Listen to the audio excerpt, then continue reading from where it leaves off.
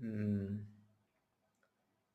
ಈ ಆ, ದೇಹದ ಲಿಮಿಟೇಷನ್ ಏನು, ಆ, ಮನಸ್ಸಿನ ಲಿಮಿಟೇಷನ್ ಎಲ್ಲ ಏನು, ಅದೆಲ್ಲ ತಿಳ್ಕೊಳ್ಳಿಲ್ಲ ಅಂದರೆ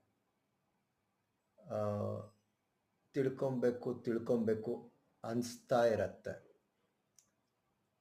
ಯಾವಾಗ ಅನ್ಸತ್ತೆ, ಆ, ಒಬ್ಬೊಬ್ಬರಿಗೆ ಬೇರೆ ಬೇರೆ ಟೈಮಲ್ಲಿ ಅನ್ಸತ್ತೆ.